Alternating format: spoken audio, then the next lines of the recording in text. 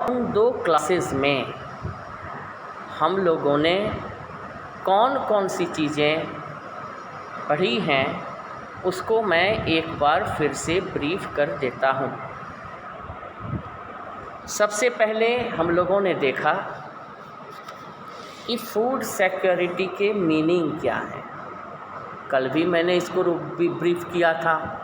आज फिर एक बार आगे बढ़ने से पहले इसको आपके सामने रख रहे हैं। कारण बस एक ही है। The reason behind it stands to be the same. The first one is कि फूड सिक्योरिटी का अर्थ है हर व्यक्ति तक भोजन की पहुंच बनाना। Availability of food materials to each and every individual.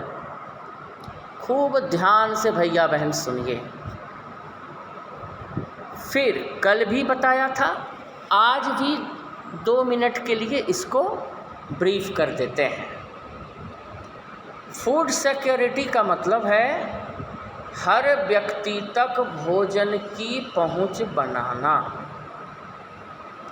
और दूसरा, सब व्यक्ति भोजन तक अपनी पहुंच बना सकें। Just vice versa to that, सरकार सभी व्यक्तियों तक भोजन की उपलब्धता सुनिश्चित करे और व्यक्ति भी अपनी सुनिश्चितता तय करे। सरकार के वश की बात नहीं है भैया बहन कि वह सबके घरों तक फूड मटेरियल्स पहुंचाए।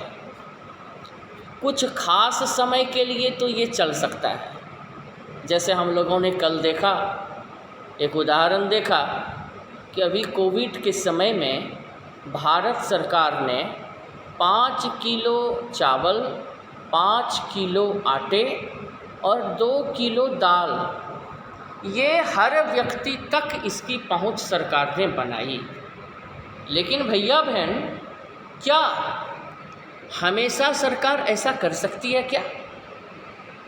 कोई भी सरकार हमेशा हर सबों के लिए भोजन उपलब्ध नहीं करा सकती।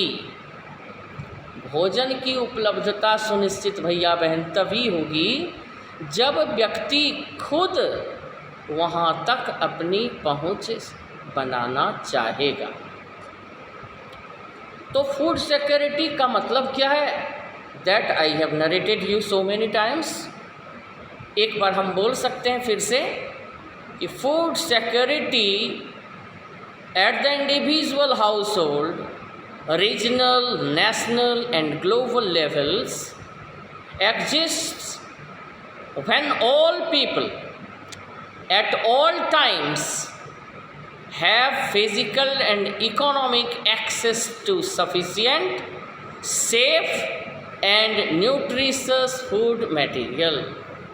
ये तो अंग्रेजी में हुआ, लेकिन अंग्रेजी में बताने से पहले मैंने आपको हिंदी में भी कई बार भैया बहन बताए। तो आवश्यक है कि आप इन सभी चीज़ों को खूब अच्छे तरीके से भैया बहन देखें। नहीं तो क्या होगा कि चीज़ें आती जाएंगी और वह आपके जहन से फिसलता चला जाएगा। तो फिसलने नहीं देना है। हमारे जितने भी भैया बहन क्लास करने आते हैं उनसे मेरी विशेष अपेक्षाएं रहती हैं। इसीलिए तो मैं बार बार कि उनका किसी भी एंगल से क्वेश्चन अगर आए तो छूटे नहीं। एनसीईआरटी में क्वेश्चंस को कई तरीके से पूछा जाता है, लेकिन आपको डेविएट नहीं करना है। तो भैया बहन, अब हम देखेंगे कि आगे और कौन कौन सी बातें हैं। कल के क्लास को थोड़ा और डीप में जा कर के देखें, डेप्थ में जा कर के देखें, तो हम लोगों ने खाद्य सुरक्षा के आयाम को भी देखा। खाद्य सुरक्षा के आयाम, और इसमें क्या था भैया बहन? Availability of food, accessibility of food and affordability of. Availability तो आप समझ गए कि अनाज का पैदावार होगा तभी तो हर व्यक्ति तक अनाज मिलेगा। दुकान में सामान रहेगा तभी तो खरीदार के पास पहुंचेगा। तो सबसे पहले अवेलेबिलिटी चाहिए, सबसे पहले भोजन की उपलब्धता चाहिए। अंग्रेजी में भैया बहन पहला डायमेंशन लिखेंगे अवेलेबिलिटी ऑफ फूड, भोजन की उपलब्धता। दूसरा, खाली उपलब्ध रहने से नहीं होगा। कुछ लोगों को मिला और कुछ लोग झांकते रह गए, इससे काम नहीं चलेगा। क्योंकि फूड मटेरियल क्या है? लाइफ सेविंग मटेरियल है। बिना भोजन का कोई व्यक्ति रह ही नहीं सकता भैया बहन। तो एक्सेसिबिलिटी ऑफ फूड, भोजन की प्रचुरता भी रहे। भैया बहन भोजन की उपलब्धता भी और भोजन की प्रचुरता भी। फिर से एक बार सुनिए, भोजन की उपलब्धता भी, भोजन की प्रचुरता भी। It means food is within reach of every person. हर व्यक्ति तक भोजन की खुराक पहुंच गई। ये तभी संभव है जब फूड मटेरियल सफिशिएंट है। अगर सफिशिएंट नहीं है तो फिर फूड मटेरियल सबों तक नहीं पहुंच सकेगा। भैया बहन जो तीसरा और अंतिम आयाम है वो है अफोर्डेबिलिटी ऑफ फूड, पहुंच, जिसको हिंदी में बोलते हैं पहुंच, अंग्रेजी में बोलेंगे अफोर्डेबिलिटी। इट मीन्स कि व्यक्ति अपने सामर्थ्य का उपयोग भोजन को पाने के लिए कर सके, यानी सभी व्यक्ति सक्षम हो। मैं आपको छोटा सा एग्जाम्पल बताता हूँ। आप विद्यालय आते हैं और विद्यालय से घर जाते हैं, रास्ते में दुकान के शेल्फ में सजे हुए बहुत तरह की मिठाइयाँ आपको दिखाई पड़ती हैं। अब मिठाई देख करके लालच तो हो जाती है, लेकिन हम चले जाते हैं, चलो घर जाते हैं, वहीं दाल भात खाएंगे, क्योंकि रास्ते में देखे गए सभी चीज़ों तक हमारी पहुंच हो ही नहीं सकती। तो वहाँ तो ये गैर ज़रूरी भी है, बिना मिठाई खाए तो रह भी सकते हैं, लेकिन भोजन के बिना तो कोई नहीं रह सकता। तो भोजन तक पहुंच बनानी होगी। हर भारतवासी, चाहे वो गरीब ही क्यों ना हो, स्टारवेशन से किसी की मौत इल्लीगल है। किसी भी व्यक्ति को भूखमरी से मरने नहीं देना है, क्योंकि जीवन रक्षा व्यक्ति का मौलिक अधिकार है और सरकार को इसमें भागीदार बनना होगा। सरकार यह कहकर पल्ला नहीं झाड़ सकती कि गरीबों को हम भोजन कहाँ से दें, हम सभी के लिए भोजन की व्यवस्था नहीं कर सकते। सरकार ऐसा नहीं कह सकती। सरकार को सबकी सुरक्षा करनी होगी और इसकी पहली शर्त है अन्न उपलब्ध कराना। तो भैया बहन थोड़ा और विस्तार से आपने जान लिया कि किस प्रकार से विभिन्न आयामों के द्वारा, विभिन्न आयामों के मदद से खाद्य सुरक्षा को और अधिक सुदृढ़ और सुरक्षित किया जा सकता है। भैया बहन, अब आगे बढ़ते हैं। आज के कंटेंट में पहला नंबर है किसका? आज के कंटेंट में भैया बहन पहला नंबर है, और वो पहला नंबर है किसका? वो है food insecure group in India. मैंने कहा food insecure group in India. Bharat में कितने ऐसे लोग हैं, कितने ऐसे वर्ग हैं जो फूड इनसिक्योर हों, और ये फूड इनसिक्योर पीपल को सिक्योरिटी के दायरे में लाना होगा। यही तो मुख्य बात है। सरकारों को हर वैसे तबके को जो फूड इनसिक्योर है उसे क्या करना होगा? उसे फूड सिक्योर्ड बनाना होगा। लेकिन सबसे पहले आपको नोट करना होगा कि भारत में फूड इनसिक्योर ग्रुप कौन कौन से हैं। तो जल्द से आप कॉपी कलम लेके बैठे ही होंगे भैया बहन। ये क्वेश्चन इम्पॉर्टेंट है, ऑब्जेक्टिव क्वेश्चन में आप जल्दी से लिख लीजिए। खाद्य असुरक्षित समूह कौन कौन से हैं? मैं रिपीट कर रहा हूँ, खाद्य असुरक्षित समूह कौन कौन से हैं? Who are the food insecure group?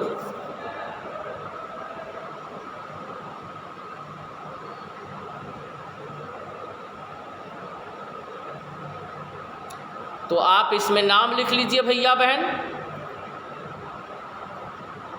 The name of, लिखिए, the name of food insecure people are dash. The name of food insecure people are, खाद्य असुरक्षित वर्गों के नाम इस प्रकार हैं। मैं अंग्रेजी हिंदी दोनों में बोल रहा हूँ, जिसमें आपको पसंद हो लिखिए। भारत में खाद्य असुरक्षित समूह के नाम इस प्रकार हैं डैश। पहला फर्स्ट नेम लिखिए, द फर्स्ट वन, खेतीहर मजदूर।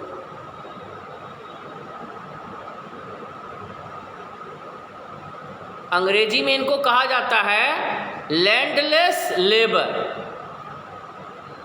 खेतीहर मजदूर, लैंडलेस लेबर। दूसरा लिखिए,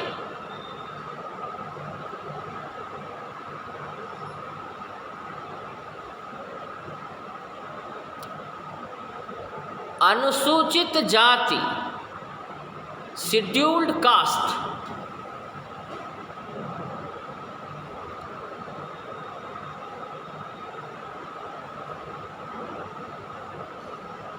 शेड्यूल्ड कास्ट।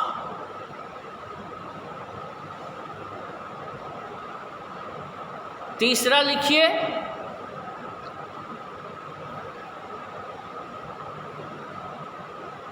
शेड्यूल्ड ट्राइब्स, अनुसूचित जनजाति।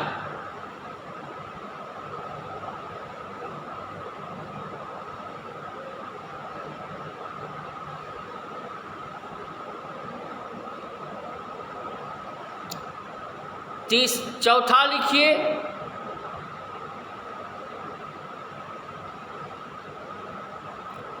शहरों में निवास करने वाले अनियमित मजदूर।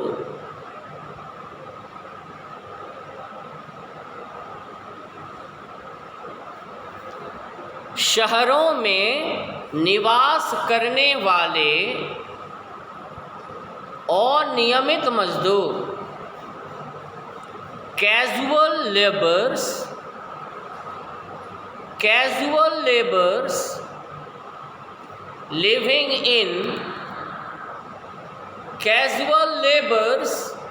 living in urban areas,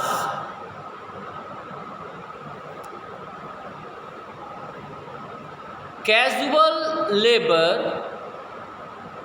living in urban areas,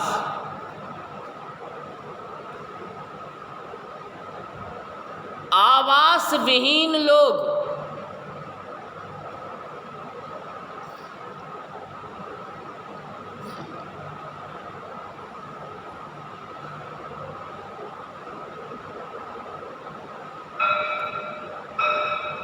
next लिखिए, पारंपरिक कार्यों में शामिल लोग,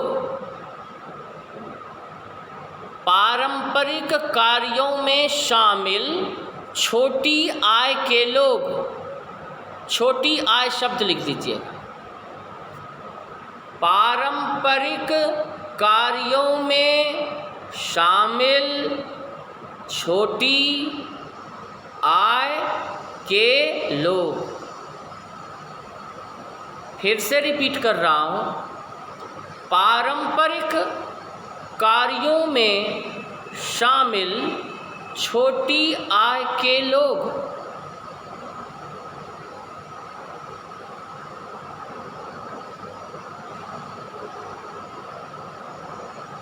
पीपल, अंग्रेजी वाले लिखेंगे, people with small income, people with small income engaged in traditional work, engaged in traditional work।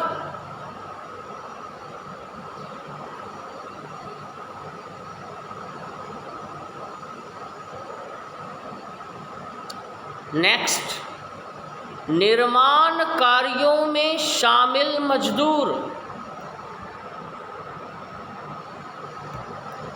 निर्माण कार्यों में शामिल मजदूर।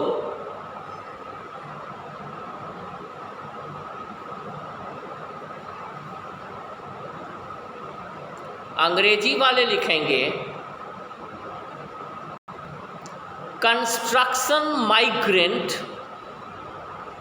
construction migrant and seasonal worker,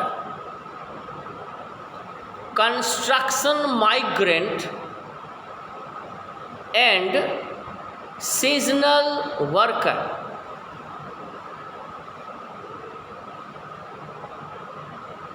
भैया बहन, ये सारे ग्रुप जिनके नाम अभी मैंने आपको लिखा है, ये ग्रुप पॉवर्टी के दायरे में आते हैं। हम लोगों ने पॉवर्टी वाले में लिखा, they are forced to live with in the vicious circle of poverty. ये पॉवर्टी के विशस सर्किल में शामिल थे और इसीलिए भैया बहन क्या हुआ कि इनमें भूखमरी की समस्या भी धीरे धीरे आ गई। पारिवारिक आमदनी नहीं बढ़ेगी, शिक्षा का स्तर नहीं बढ़ेगा, तो ऐसे व्यक्ति और ऐसे व्यक्ति के परिवारों में आय की गति भी बहुत धीमी होगी। भैया बहन, रोजगार का संबंध शिक्षा से है और शिक्षा का संबंध निर्धनता से है, आय से। ऊंची आय वर्ग के लोग अपने बच्चों को अच्छी शिक्षा देंगे। जब बच्चे अधिक शिक्षित हो जाएंगे, जब व्यक्ति अधिक शिक्षित हो जाएगा, तो फिर उसे अच्छे रोजगार भी मिलेंगे। So everything rests on the income. If the income level is satisfactory, people as well as the family will provide good and ideal optimum education to its ward, to its children, and those educated children will be capable to get them admitted into higher sophisticated educational institution. And भैया बहन, the time will come when those highly educated people will get the job in any of the sector, either it is the public sector or the joint sector or the private sector. If the education level is satisfactory, optimum, there will be no problem in involvement in job. Job की समस्या कम पढ़े लिखे लोगों को ही होती है। ज़्यादातर जो पढ़े लिखे लोग हैं वो कोई भी काम करके खा सकते हैं। छोटे मोटे काम, सबको सरकारी नौकरी नहीं मिल जाएगी, लेकिन पढ़े लिखे लोग सेल्फ प्रोफाइल एम्प्लॉयमेंट गेन कर सकते हैं। तो भैया बहन, फूड इनसिक्योर ग्रुप आपने देख लिया। अब दूसरा नंबर आता है, वो है food insecure region. Food insecure people, food insecure region. और ये फूड इनसिक्योर रीजन क्या क्या हुआ, यानी वो सारे स्टेट जहाँ की प्रति व्यक्ति आय अत्यंत कम है। जाहिर सी बात है, प्रति व्यक्ति आय कम होगी, गरीबी वहाँ ज़्यादा होगी, और जब गरीबी ज़्यादा होगी तो भूखमरी की समस्या भी ज़्यादा होगी। तो फूड इनसिक्योर्ड स्टेट कौन कौन से हैं? और पहला 2-3 नाम तो आप जानते ही हैं, जहाँ प्रति व्यक्ति आय कम थी, पहले हम देख चुके हैं। और वो है भैया बहन छत्तीसगढ़, उड़ीसा, ये 2 नाम सबसे पहले आए। फिर आगे बढ़ते हैं तो हमारा बिहार, पश्चिम बंगाल, उसके बाद ईस्टर्न उधर क्या स्टेट देखते हैं, some parts of Maratha, Maharashtra, Vidarbha के एरिया जहाँ नेचुरल कैलामिटीज़ ज़्यादा आते हैं। बाढ़, अभी महाराष्ट्र में भयंकर बाढ़ आई हुई है, आप देख रहे होंगे टेलीविज़न पर। रायगढ़, रत्नागिरी, कोल्हापुर, सतारा, ये 4 डिस्ट्रिक्ट महाराष्ट्र के पूरे जलमग्न हो गए हैं। 250-300 से ज़्यादा लोगों की मृत्यु हुई। अभी ये करंट अफेयर्स है, आप सुने होंगे। टेलीविज़न के समाचार, अखबारों की पंक्तियाँ आपको मजबूत बनाती हैं। इनका अध्ययन रोज़ 5 मिनट अवश्य ही किया कीजिए भैया बहन, नहीं तो फिर just the half knowledge is very dangerous. और हम लोग CBSE करिकुलम में पढ़ने वाले लोग हैं, तथ्य पढ़ते हैं और तथ्यों की पुष्टि भी करते हैं।